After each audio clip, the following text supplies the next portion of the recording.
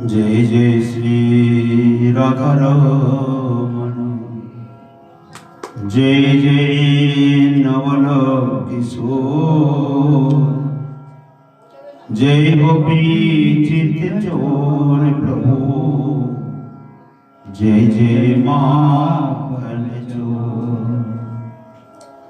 राधे मेरी स्वामिनी, मेरा देखो दास, जन्म जन्म मोहे दीजियो, श्री वृंदावन वास।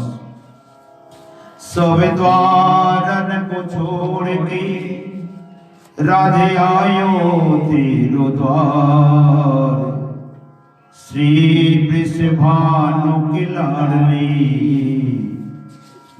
मेरी और निहार।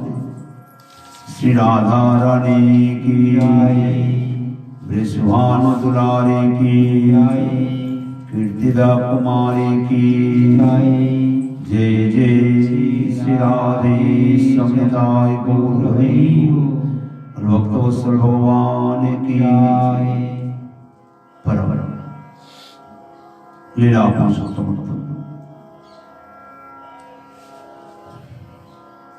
सच्चिद आनंदी घन विग्रह, रसरस कर चूड़ामणि, आनंद कंद, श्री बाल मुकुंद ललित साक्षात वाग्मय प्रतिमूर्ति, पुराण चक्रवर्ती, पुराण सम्राट, पुराण मुकुटमणि, श्रीमद् भागवत महापुराण ग्रंथ महाराजे देव, दाम्पत्य लीला सुदन दशम स्कंद दशम अध्याय। कल सायंकाले गाते আমরা ২২ শ্লোক পর্যন্ত আস্বাদন করেছিলাম। ২২ শ্লোকে সুবদেব গোস্বামী পাদ বলছেন, শিশু কৌবাচ এবং মুক্তি বর্ষির গত নারায়ণাশ্রম নলকুবর মণি ক্রীবা বাস দুর্জমলার্জুন।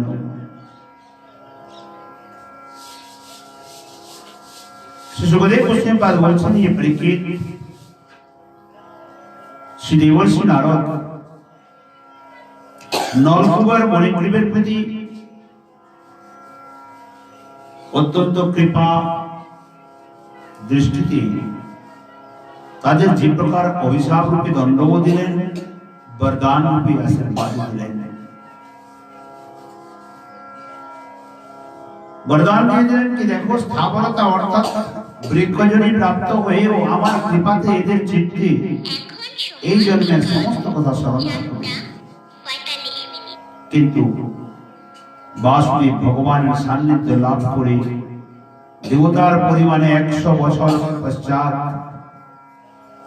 এরা উদ্ধার হয়ে ভগবত প্রাপ্তি হয়ে যাবে। দণ্ডের ভেতরে কি প্রকার আশীর্বাদ! তিনি এই প্রকার নলকুবের মণিগ্রীবের প্রতি কৃপা করে নারায়ণাশ্রমে থেকে চলে গেলেন, গমন করলেন। আর নলকুবের মণিগ্রীব ওই দিন থেকে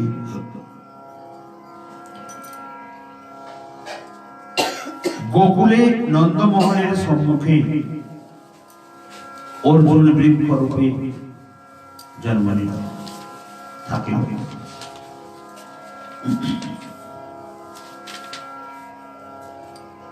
ऋषि भागवत मुख्यस्य सत्यं कर्तुं वचो हरिः, जग जगामसनकैस्तत्र जत्रस्तु जमलार्जुन। भगवान श्री हरि सर्वेषां सर्वदोषहरः कृष्णः श्री हरि। हरि काके বলে? যিনি সবার সমস্ত দোষকে হরণ করেন, সমস্ত কর্মফলকে বন্ধনকে যিনি হরণ করে নেন। ভাগবত মুখ্যস্য অর্থাৎ পরম ভাগবত চূড়ামণি, भक्त चूड़ामणि परम भागवत चूड़ामणि ऋषि अर्थ देवर्षि नारदस्य श्री देवर्षि नारदे वचः। নলকূপের মণিগ্রীব প্রতি প্রযুক্তম বাক্য, নলকূপের মণিগ্রীবের প্রতি যে সমস্ত উচিত বাক্য প্রয়োগ করলেন, সত্যম করতুম, তাকে সত্য করার নিমিত্ত যত্র যস্মিন নন্দরাজ প্রাঙ্গণৈক দেশে, নন্দ মহারাজের দ্বারদেশী প্রাঙ্গণে যমরার্জুন নারদ শাপেন অর্জুন বৃক্ষ রূপিণ মণিগ্রীব, নারদের শাপে অর্জুন বৃক্ষ রূপী নলকূপের মণিগ্রীব যমল অর্জুন বৃক্ষ রূপে নন্দমোহনের প্রাঙ্গণের সম্মুখে জন্মন্ময় স্তহ আসতি, তত্র তস্মিন নিবার্জুন বৃক্ষ নিকটে সনপৈঃ নিঃশব্দ মুলুকুল আকৃষ্য মৃদুগতিয়া। যখন সভাঘর গেলে সবাই মিলে ঠেলাঠেলি করে উদুখোলটাকে ফেলে দিল, গোপাল উদুখোলটাকে টানতে টানতে নিয়ে গেল ওই অর্জুন বৃক্ষের কাছে। শোনাই শোনাই নিঃশব্দ, যেন কোনো শব্দ না হয়।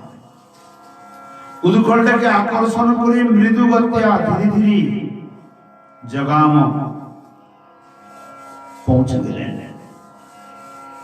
দেবর্ষির মে প্রিয়তম যদি মৌদনদাত্ময় তত্তথা সাধয়িষ্যামি যদগীতম তন্মহাত্মনা। যেখানে নারদ সাবে বৃক্ষতা প্রাপ্ত নলকূপের মণিগ্রীব অর্জুন বৃক্ষরূপে অবস্থিত ছিল, সেই স্থানাভিমুখী সর্বজীবী সর্বপাপহর শ্রীকৃষ্ণ পরম ভাগবত চূড়ামণি দেবর্ষি নারদের বাক্যের সত্যতা স্থাপন করিবার জন্য ভগবান ভক্তের বাক্যকে সত্য করার নিমিত্ত নিঃশব্দ মৃদুগতি ওই অর্জুন বৃক্ষের দিকে অগ্রসর হইতে লাগিলেন।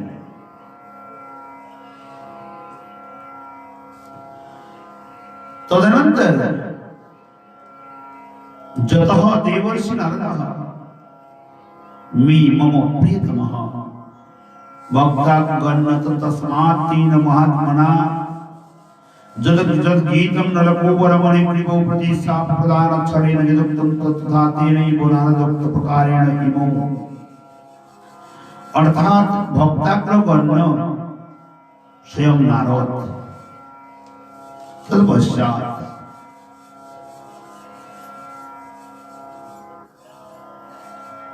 শ্রীকৃষ্ণ যখন মনে করছেন যে আমার প্রিয়তম ভক্ত দেবর্ষি নারদ, অতএব তিনি যা যা বলে গেছে সেইভাবে এই বৃক্ষরূপী পুত্র দ্বয়কে বৃক্ষত্ব হইতে মুক্ত করা উচিত,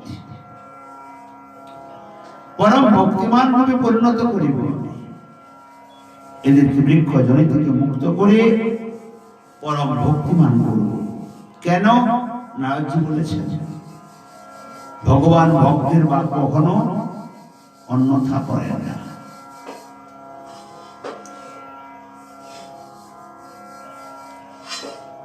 এই প্রকার ইত্যন্তরেণ অর্জুনয়ো কৃষ্ণস্তু ময়ূরচম আত্মনির্বিষমাত্রেণ তির্যগত মধুকুলম। এই কথা মনে করে শ্রী যশোদারত্ব বন্ধনে বদ্ধ শ্রীকৃষ্ণ সেই অর্জুন বৃক্ষদ্বয়ের মধ্যবর্তী সংকীর্ণ পথ দিয়া তাহার অপর পার্শ্বে গমন করিলেন। তাহার প্রবেশ মাত্রেই তাহার পশ্চাৎ ভাগে আবদ্ধ উদুখলটি তেরছা হইয়া সেই বৃক্ষকাণ্ডে সংলগ্ন হইয়া গেল, টেড়া হয়ে গেল, দুটি বৃক্ষের মাঝখানে আটকে গেল। গোপালের কোমরে বাঁধা আছে, গোপাল টানতে আছে, মনে ভাবছে দু চার টান দিলে দড়িটি ছিঁড়ে যাবে, সকালবেলার সঙ্গে খেলতে যাবে। বড় সুন্দর শব্দ বলেছেন এখানে,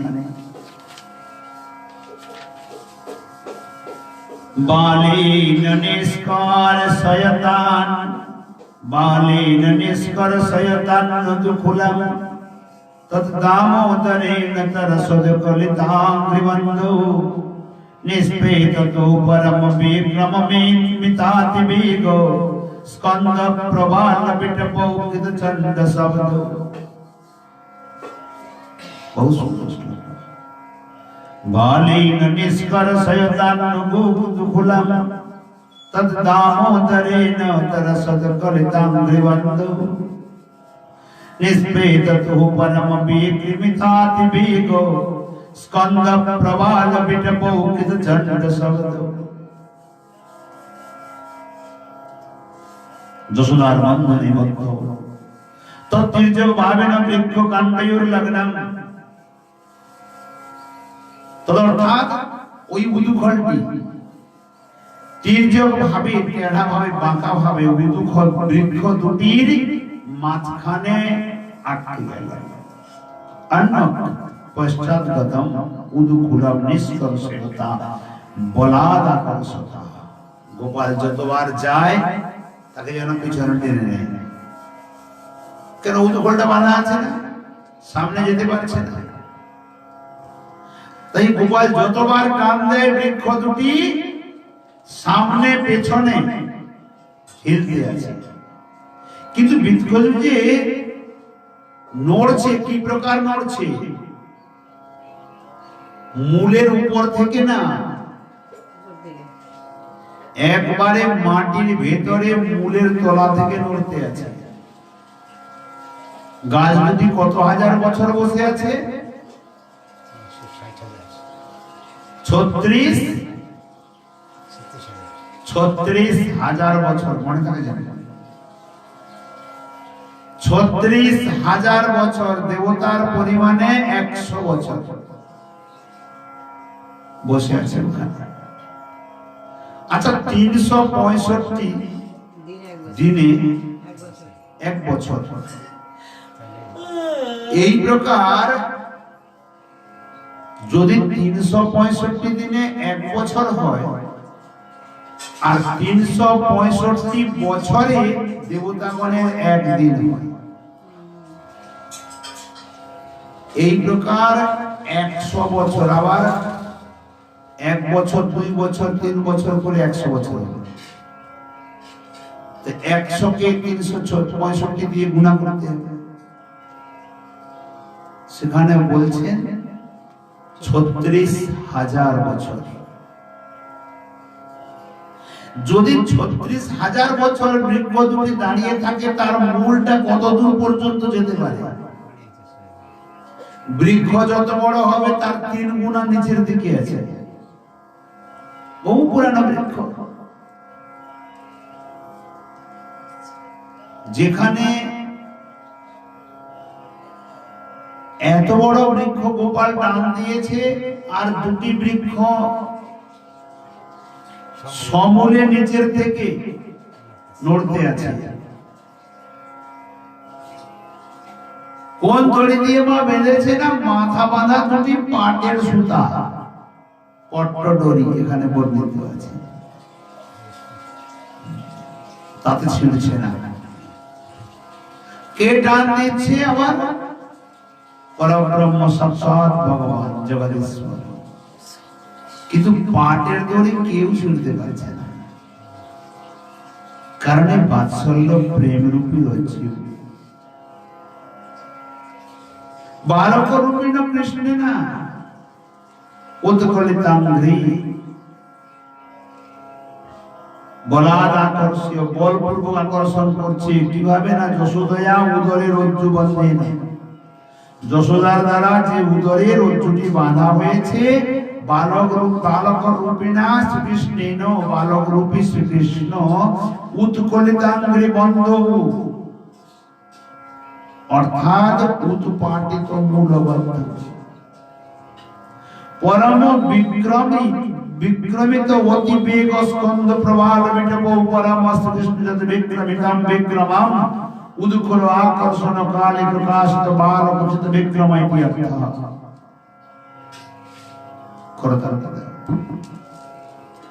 গোপাল কত শক্তি লাগিয়েছে!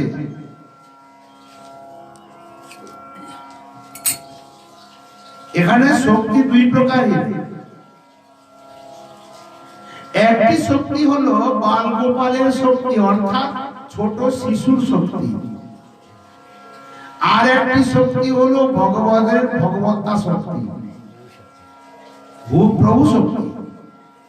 ভগবানের ভগবত শক্তি। এখানে ভগবানের ভগবত্তা শক্তি কাজ করছে না। যদি কাজ করত যশোমতী মায়ের রজ্জুতে বাঁধা হতো না। যদি কাজ করত উদুখল থেকে টেনে ফেলতে পারত না, দড়ি ছিঁড়তে পারত না, পারে না। এর আগে উদাহরণ দিয়েছে, বিড়াল যখন ইঁদুর ধরে ওই দাঁতে কামড় দিয়ে তাকে মেরে ফেলে, আর সেই দাঁতে কামড় দিয়ে নিজের শিশুকে যখন নিয়ে যায় একটুও লাগে না। বিড়ালের বাচ্চাকে একটুও কষ্ট হয় না, আর ওই দাঁতে কামড় দিয়ে ইঁদুরকে মেরে ফেলে। ঠিকই সেই প্রকার ভগবান বলে নিজের শিশুকে বিড়ালটি কেন কামড়ালো, লাগলো না কেন, না ওখানে বাৎসল্য স্নেহ আছে, এই জন্য ওই শক্তি ওই কামড় ওখানে দিতে পারে না। দাঁত কিন্তু ওইটাই আছে। ওই প্রকার ভগবান অত্যন্ত পরম বিক্রমাদি বিক্রম হয়ে ভক্ত বাৎসল্যতা গুণে যশোদার মাতার বাৎসল্য প্রেমে এই প্রকার বন্ধন হয়েছে, তার ভগবত্তাও সে ভুলে গেছে। এখন কাজ হচ্ছে না, ভগবত্তা শক্তি দূরে সরে গেছে। তাই বলছে শক্তি তো লাগিয়েছে, কিন্তু কত শক্তি না, বালক রূপে কৃষ্ণ আসিয়া পরমস্য শ্রীকৃষ্ণ যত বিক্রমিতম বিক্রম। শ্রীকৃষ্ণ স্বয়ং নিজের সব বল লাগিয়ে দিয়েছে টানার জন্য, কিন্তু এই বলটা ভগবত শক্তিযুক্ত বল না, এই বল বালকচিত বল। ছোট শিশুর বল যত হতে পারে। উদুকুল আকর্ষণ কালে প্রকাশিত বালকচিত বিক্রম, ভগবত চিত বলে নাই, বালকচিত। বালকের যেমন বিক্রম, যেমন শক্তি, উদুকুল আকর্ষণ সময়ে ওই প্রকার লাগিয়েছে। তেন অতিবেগে বেগ অতি কম্পহা, অত্যন্ত বেগে টেনেছে। এই অতি বেগে দুটি বৃক্ষ নড়তে আছে, হিলতে আছে। যে সুখী স্কন্দ প্রবাল বিটপাহা, স্কন্দ অর্থাৎ স্কন্দ মূল শাখা প্রবালা পল্লবাহা বিটপাহা শাখাশ্চ জৈব, অর্থাৎ বৃক্ষের মূল থেকে, কাণ্ড থেকে, শাখা প্রশাখা থেকে, ফল থেকে, ফুল থেকে, পল্লব থেকে, সবকিছু শ্রীকৃষ্ণ আকর্ষণ বেগেন কম্পান্বিত। শ্রীকৃষ্ণের উদুকুল টানার যে বেগ, তার দ্বারা কাঁপছে। স্কন্দ পল্লব শাখা সমন্বিত তো অর্জুন বৃক্ষ, এমনি ছোট মোটো মাথা ভাঙা গাছ না, যে বহু বছর ধরে আছে, গাছটা মুড়িয়া হয়ে বসে আছে, তাকে উপরে ফেলে দিয়েছে, এরকম না। এখানে বলছেন পল্লব শাখা সমন্বিত তো অর্জুন বৃক্ষ, বিশাল অর্জুন বৃক্ষ, যার স্কন্দ শাখা পল্লব সব পরিপূর্ণ রূপে বিদ্যমান, কিন্তু চণ্ডাল শব্দ। গোপাল যখন টানতে আছে, সমূলে উৎপাটিত হতে আছে। কেন না, গোপাল যদি কাউকে টানা দেয়, তার সমস্ত কর্মফল কর্ম বন্ধনের মূলকে উৎপাদন করে উপরে নিয়ে চলে যায়।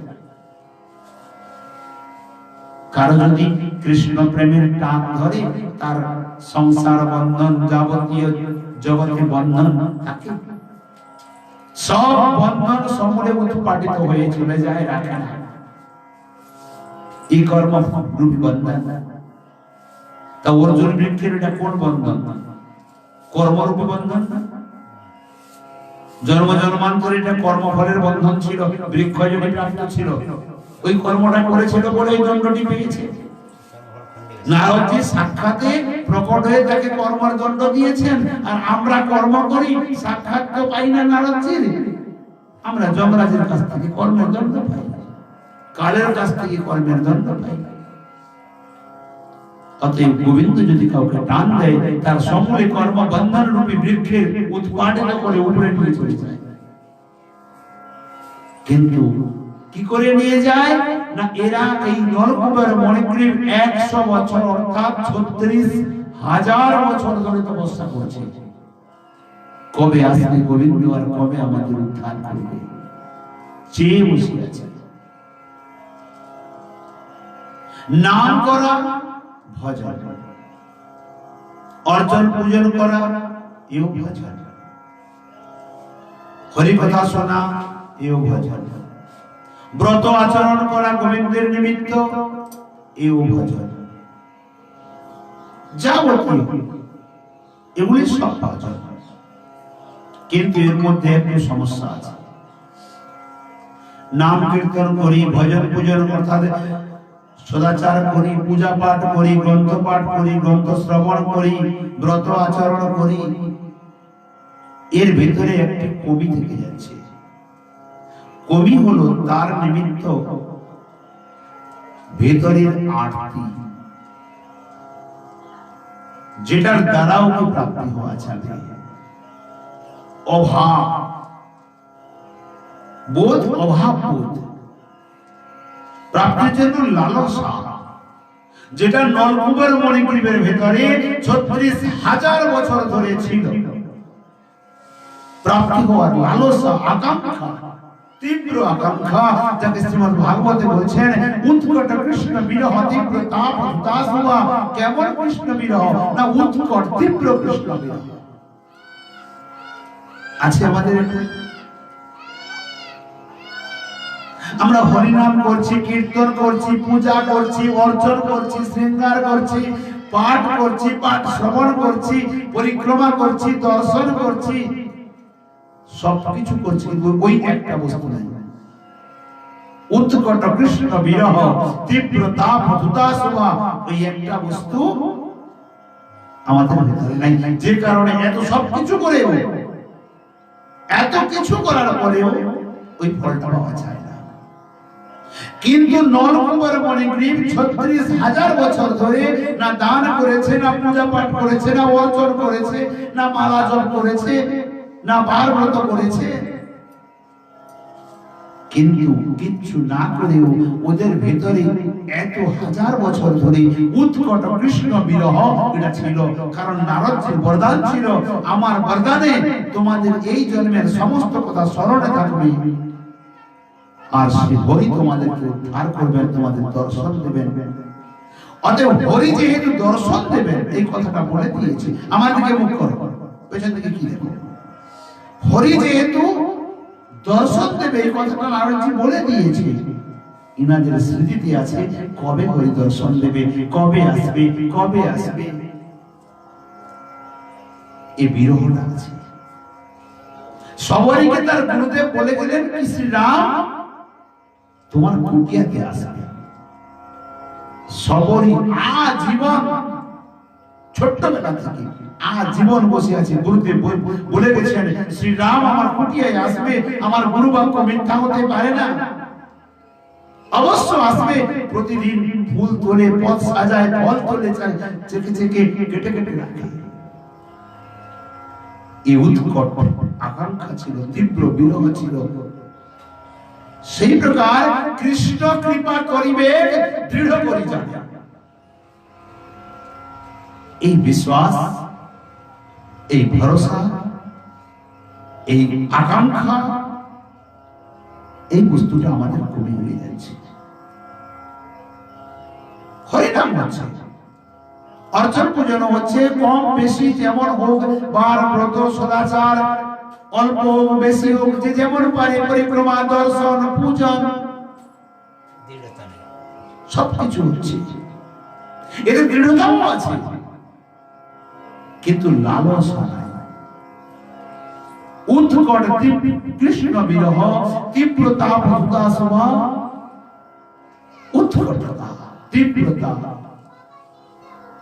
কৃষ্ণ প্রাপ্তির নিমিত্ত, তার প্রেম প্রাপ্তির নিমিত্ত তীব্র লালসা, এই বস্তুটা আমাদের কমে হয়ে গেছে।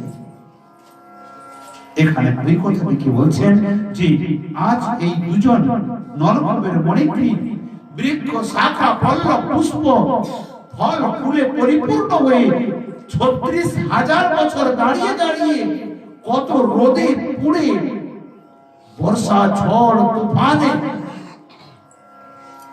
কতবার কত ডালপালা ভেঙে চলে গেছে। ঝড় হয়নি, ঝড় হলে ডালপালা ভেঙে যায়, কত কিছু হয়ে গেছে। তথাপি এদের সেই তীব্রতা, ওই কাঙ্ক্ষিকতা, লক্ষ্য নষ্ট হয় না।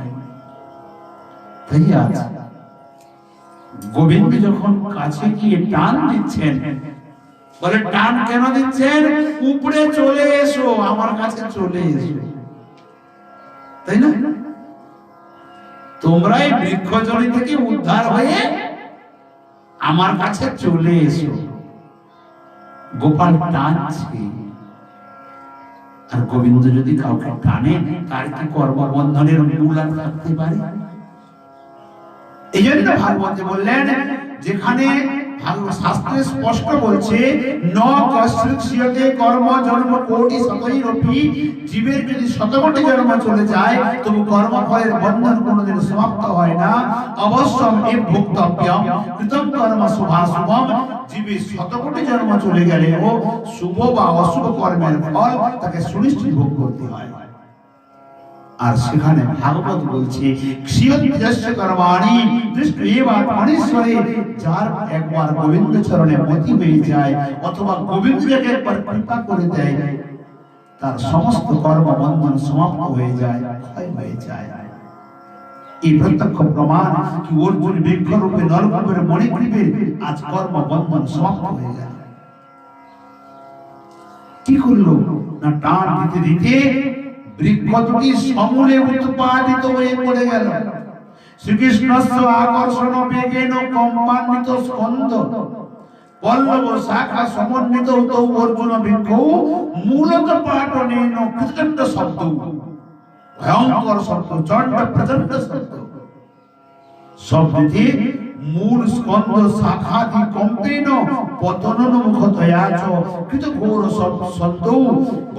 নিচের দিকে যখন পড়ছে বৃক্ষ দুটি, আকাশ ছোঁয়া বৃক্ষ, এত হাজার বছরের বৃক্ষ, আকাশ ছোঁয়া বৃক্ষ যখন পড়ছে, যখন প্রচণ্ড শব্দ, ভয়ঙ্কর শব্দ করে তরসা অর্থাৎ সবেগেন নিষ্পেতত্রিহি গোপ বালক গোবৎস গৃহাজ শূন্য ভূমৌ হইতবস্তৌ, অর্থাৎ যে ক্ষেত্রটিতে গোপবালক ছিল না, গোবৎসাদ ছিল না, গোপগণের কোনো ঘরদুয়ার ছিল না, এমন একটি ফাঁকা জায়গাতে ভয়ঙ্কর শব্দ করে আছাড় খেয়ে দুটি বৃক্ষ উৎপাদিত হয়ে পড়ল। এই বৃক্ষ পতনের শব্দটি সম্পূর্ণ ব্রজমণ্ডলে ভূকম্প হয়েছিল। সম্পূর্ণ ব্রজমণ্ডল ভূকম্পিত হয়ে গেছিল। ভূমিকম্প হয় না, ব্রজমণ্ডলে হয়ে গেছিল। এই শব্দটি হলো কোথায়, কোন জায়গায় পড়লো বৃক্ষ দুটি? নন্দলাইটি কোথায়? গোকুলে, নন্দগ্রামে নয় কিন্তু। ব্রজবাসীগণ ছিল কোথায়? এতদিন কিন্তু শোনা হয়েছে গিরিরাজ গোবর্ধনে গেছে, প্রথম দিন থেকে এই কথা চলছে। কি জন্য গেছে? ইন্দ্র পূজার জন্য। তখন গোবর্ধন পূজা আরম্ভ হয় না, এটা মনে রাখতে হবে একবারে এই লীলাটির অন্তিম পর্যন্ত। গোবর্ধন পূজা তখনও আরম্ভ হয় নাই, কিন্তু 7 বছর বয়সে হবে। আর এটা তো চলছে প্রায় 3.5 বছর বয়সে লীলা। তখন ইন্দ্র পূজা চলছিল, তখন গোবর্ধন পূজা প্রারম্ভই হয় নাই, আরো 4 বছর পরে হবে। তো গিরিরাজ গোবর্ধনের পশ্চিম তটে মুখারবিন্দ, তাই না? অতএব গোবর্ধন থেকে মথুরা হয়ে গোকুল যেতে যে রাস্তা, কমসে কম 40 কিলোমিটার রাস্তা, বর্তমান সময়ে, তখনকার যা ছিল। কারণ বর্তমান গিরিরাজ 7 কোষ মাত্র। গর্গ সংহিতা অনুসারে গিরিরাজ গোবর্ধনের দৈর্ঘ্য, প্রস্থ, উচ্চতা, গভীরতা শুনলে বিশ্বাস হবে না। 50 যোজন উচ্চতা, 50 যোজন গভীরতা, 50 যোজন দৈর্ঘ্য, 50 যোজন প্রস্থ। 1 যোজন সমান 4 ক্রোশ, 50 যোজন সমান 200 ক্রোশ, সমান 400 মাইল, 600 কিলোমিটার, তাই না? যদি 200 ক্রোশ হয়, আপনার বৃন্দাবন মাত্র 84 ক্রোশ, তো 200 ক্রোশ গিরিরাজ ধরলো কোথায়? বলে ভগবানের দ্বারা সব সম্ভব। সূর্যের ছিদ্রের মধ্যে হাতকে পুড়িয়ে দেয়, তাই না? বৃন্দাবন ধাম হলো এক পদ্ম পুষ্প, প্রস্ফুটিত হয়ে গেলে বিশাল, আর সংকুচিত হয়ে গেলে একবারে কাছে। বৃন্দাবন ধাম চিন্ময় ধাম, লীলা অনুসারে সংকুচিত প্রসারিত হয় গিরিরাজ গোবর্ধন ও তদ্বৎ।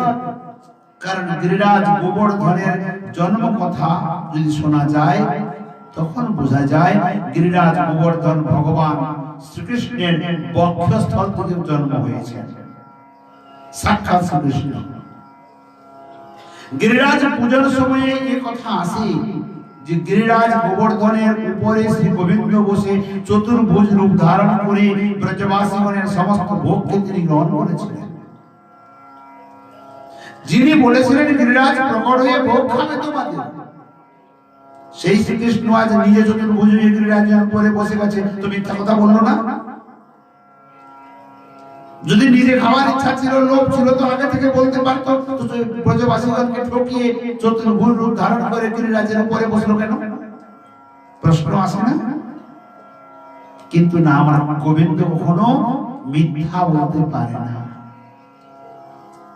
কারণ আমার গোবিন্দ সত্যম বিশুদ্ধম, দিন বিশুদ্ধ শব্দের ঊর্ধ্বে। তাহলে বললেন কেন? না, যে সময়ে সমগ্র পৃথিবীর অত্যাচারে জর্জরিত হয়ে ভূদেবী ধরতী মাতা ব্রহ্মাজির কাছে পৌঁছেছিলেন, ব্রহ্মাজি দেবতাগণকে নিয়ে ভগবান বিষ্ণুর কাছে পৌঁছেছিলেন, বিষ্ণুজি পৃথিবীকে ত্রাণ করার উপায় কি? অসুরের অত্যাচারে ধরতী, অত্যাচার, অনাচার, পাপাচার, ভ্রষ্টাচার, দুরাচার, কদাচারে ধরতী মাতা উৎপীড়িত রক্ষার ব্যবস্থা করেন। ওই সময়ে ব্রহ্মাজি সহ দেবতাগণ এবং ভগবান বিষ্ণু বৈকুণ্ঠাধিপতি সবাই মিলে গিয়েছিলেন গোলকে। আর গোলকে গোবিন্দ বাক্য দিয়েছিলেন যে তোমরা যাও, মথুরা মণ্ডলে সবাই জন্ম নাও, আমি যদুকুলে আসছি, বলে দিয়েছিলেন। দেবতাগণ সবাই ফিরে চলে আসার পরে রাধারানী তখন বললেন, হে প্রাণ বল্লভ, তুমি যেতে পারবে না। কেন যাব না? না, তুমি পৃথিবীতে যেতে পারবে না, কারণ তুমি যদি চলে যাও, তোমার রাধা চক্ষুর পলক ফেলার পূর্বেই বাষ্প আকারে উড়ে চলে যাবে। যেমন কায়া ছাড়া ছায়া থাকে না, জল বিনু মিল থাকে না, সেই প্রকার কৃষ্ণ বিনু রাধাও থাকবে না, বাষ্প আকারে উড়ে যাবে। গোবিন্দ বললেন, হে রাধে, আরে আমি তো তোমার জন্যই যাব পৃথিবীতে। রাধারানী বলছেন, আমার জন্য কেন? তোমার নিত্য নিকুঞ্জের নিত্য গুপ্ত যে প্রেম সম্পদ জগৎবাসীকে দেওয়ার জন্য তো যেতে হবে। যে কারণে আমি যাব, তোমার জন্যই যাব। রাধারানী বললেন, আমি যাব না। তুমি যাবে, যাও, আমি যাব না। কেন যাবে না? না, যেখানে শ্রীরাম বৃন্দাবন নেই, যেখানে গিরিরাজ গোবর্ধন নেই, যে স্থানে কলকলনে নাদিনী পতিতে পাবনী যমুনা নেই, আমি সেখানে যাব না। গোবিন্দ হেসে বলছেন, আচ্ছা এই কথা। তত মুহূর্তে নিত্য গোলক ধাম থেকে এই 84 গজ ব্রজমণ্ডলকে স্থাপিত করে দিলেন ভারতবর্ষের মধ্যখানে কর্ণিকারে। আর নিত্য শ্রী রাধা গোবিন্দের নিকুঞ্জি লীলা রসে নিজেদিকের যে অঙ্গের ধর্মবাড়ি, রাধা গোবিন্দের ক্রীড়াতে যে অঙ্গের ধর্মবাড়ি, যা ওখানে যমুনা রূপে পরিবেষ্টিত আছে, সেই যমুনাকে এই বৃন্দাবনের মধ্যে প্রকট করিয়ে দিলেন, যা যমুনাত্রী হয়ে প্রবাহিত হয়ে চলে এলো। যার যে যমুনার বক্ষস্থলে আপনারা সবাই বর্তমান বসে আছেন, এই সেই যমুনা যার বক্ষে বর্তমান বসে আছে, এই সেই নিত্য গোলক থেকে আসা যমুনা যে বৃন্দাবনে বসে আছেন, এই সেই নিত্য বৃন্দাবনের নিত্য ধামের নিত্য ক্ষেত্র, সেই বৃন্দাবন। রাধারানী বলছেন, গোবর্ধন কই? গিরিরাজ গোবর্ধন কই? গোবিন্দ তৎক্ষণাৎ নিজের বক্ষস্থল থেকে এক তেজ পুঞ্জকে প্রকট করে সম্মুখে গিরিরাজকে প্রকট করে দিলেন গোবর্ধন। বল গিরিরাজ মহারাজ কি। সেই গিরিরাজ। আমাদের এই পৃথিবীতে দ্বীপ কয়টি? কয়টি দ্বীপ?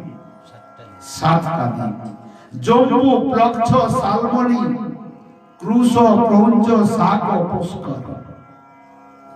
শালমণি দ্বীপে দ্রোণ পর্বতের 8ম পুত্র রূপে জন্ম নিলেন।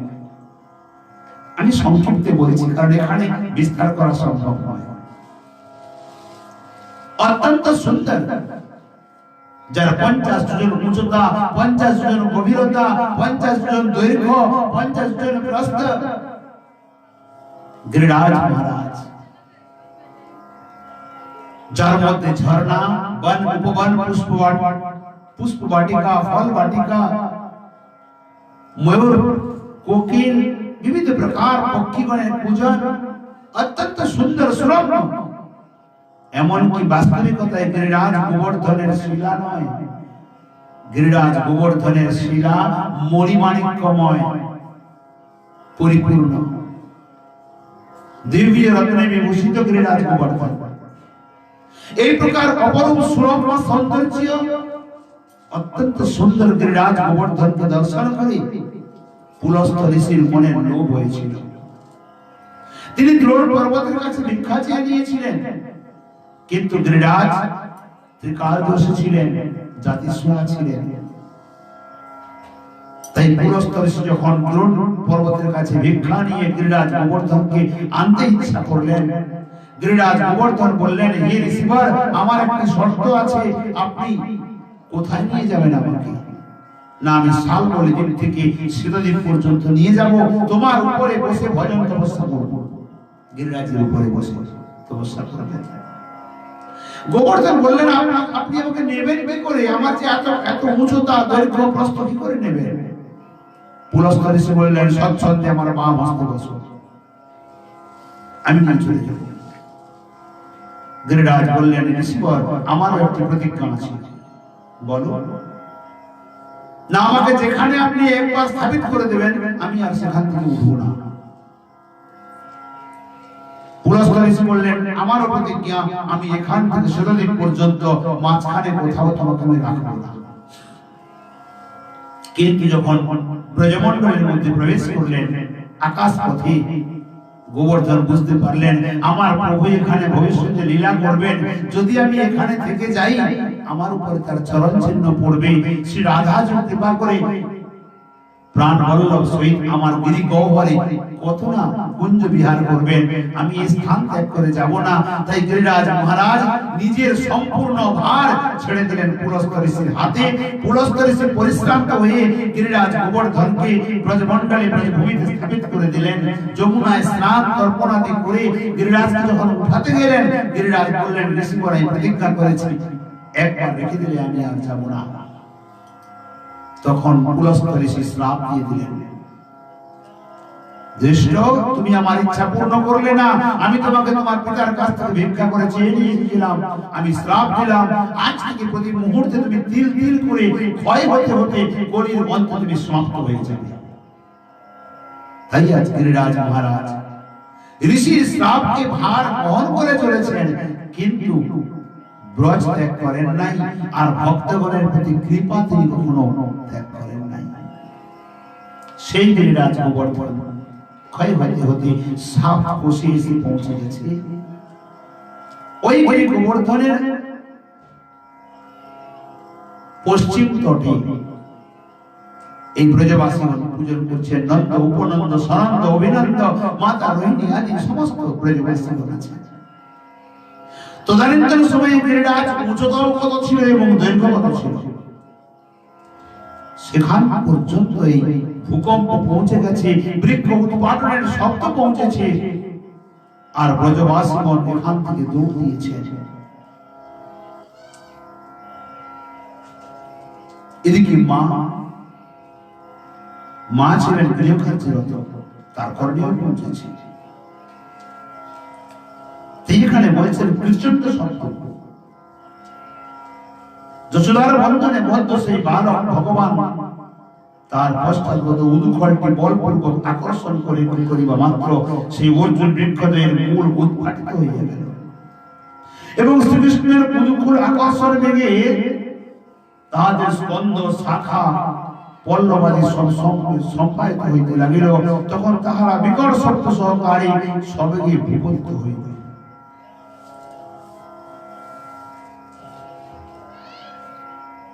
তদনন্তর বলছেন তত্র শ্রিয়া পরময়া কুম্ভস্ফুরন্ত সিদ্ধা উপেত্য কুজয়োরিব জাতবেদঃ কৃষ্ণ প্রণম্য শিরসা খিললোকনাথম বদ্ধাঞ্জলি বিরজহাসা বিদতু বিদমোচতোস্মা।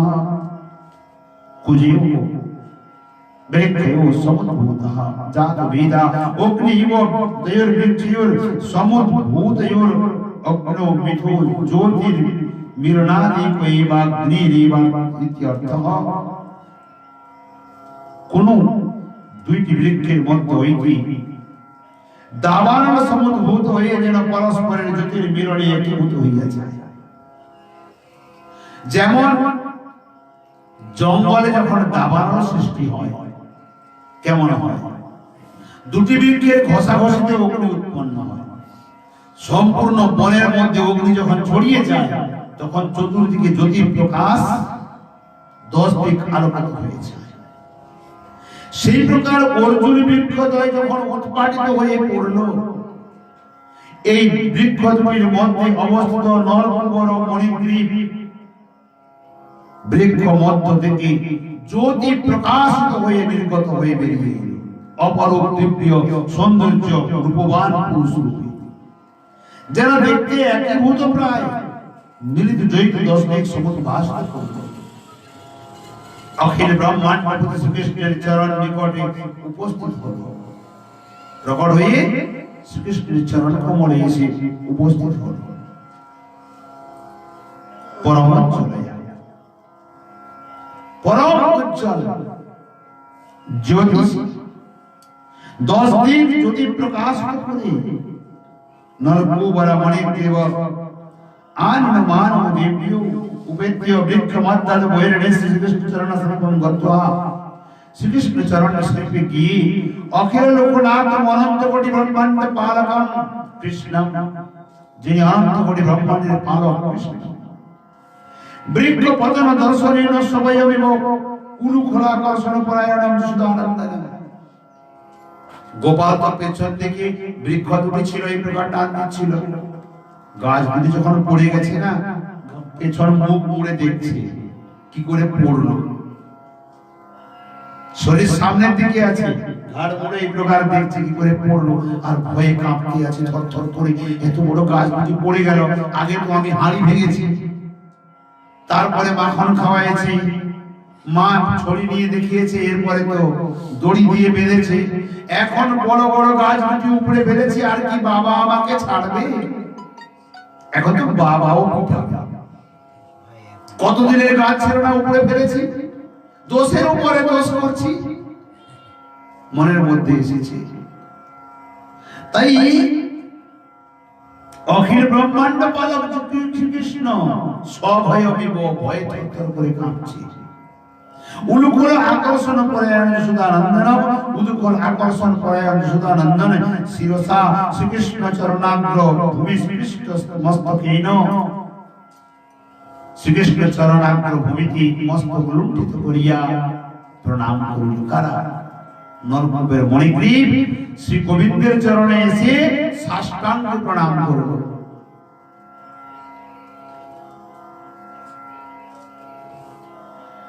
প্রণাম অভিবাদ্য বিরজসৌ শ্রীকৃষ্ণ প্রণাম্য মনসা শরণাগত্য চ বিগতাপরাধ সন্তু বদ্ধাঞ্জলি বিদাঞ্জলি পূর্ব ভূত্বা ইদং বক্ষমাণং বাক্যজাতং পুচতু স্ম মহাপরাধিমুররব্যান্মনঃ মহাসৌভাগ্যম মত্বা তত্ত্ব বিস্মৃত ভূত্বা নিবেদয়ামাসতু।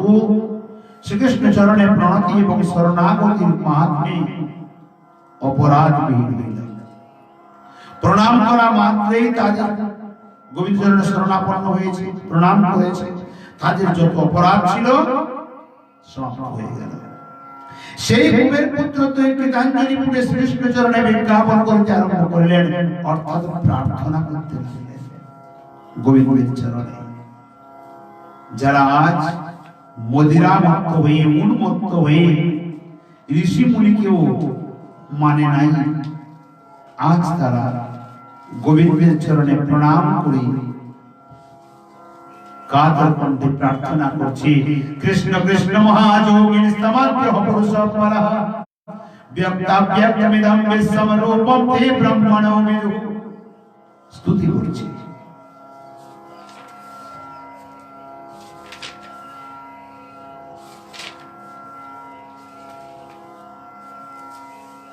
যমরাজ বড় সুন্দর করে স্তুতি করছে। আজকে এই প্রকার স্তুতি করতে থাকুন, আমরা কালের সাথে সুন্দর করব। পূর্ণিমা কবে? আজ কি বার? তো শনিবার, রবিবার আর সোমবার, 3 দিন। 3 দিনে ওখান পর্যন্ত পৌঁছে যাব। চলে এসে 1 মিনিট আজকে এখানে ইসলাম দিলাম।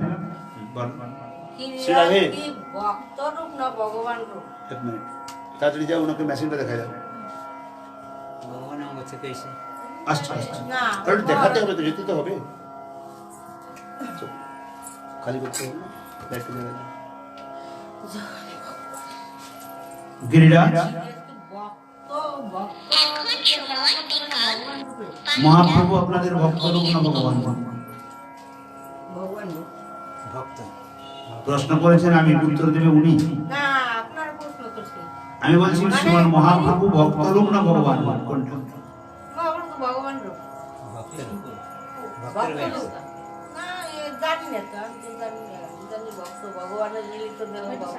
ভগবান মহাপ্রভুরূপে অর্থাৎ ভক্তরূপী অবতার নিয়েছেন, এই জন্য বর্ণিত আছে ভক্তাবতারম। সেই প্রকার গিরিরাজ ভক্ত স্বরূপ, এই জন্য গিরিরাজ সম্পর্কে বর্ণিত আছে হরিদাস বর্জ্য, ভাগবতে বর্ণিত আছে হরির দাসের মধ্যে যিনি শ্রেষ্ঠ, হরিদাস গণের মধ্যে যিনি শ্রেষ্ঠ। বর্জ্য মানে শ্রেষ্ঠ, বর্জন করা না, বর্জ্য মানে শ্রেষ্ঠ হরিদাস যিনি। ঠিক সেই প্রকার তিনি আমাদের জন্য ভগবান। তিনি ভক্ত অবতার হতে পারেন, কিন্তু আমাদের জন্য ভগবান, কারণ গোবিন্দের অভিন্ন অঙ্গ। ভগবান মহাপ্রভু ভক্ত রূপে এসেছেন, কিন্তু তিনি ভগবান। গিরিরাজ তিনিও ভগবান। ঠিক আছে, আজকে এখানে বিশ্রাম দিন। আপনি আজকে দামোদর অষ্টক, দামোদর অষ্টক আমার পূর্ণ হয়ে গেছে। আপনার কাজ করে গেছে। মানে করতাম, তাতে অসুবিধা ছিল না, উনি এসে গেছেন, যেতে হবে। ঘরে করি তো তাই। হ্যাঁ, ঠিক আছে, এবার নাম নাম নাম। জয় জয় রাধে কৃষ্ণ। जय जय নিতাই গৌর হরি বল, জয় শ্রী রাধে শ্যাম। जय जय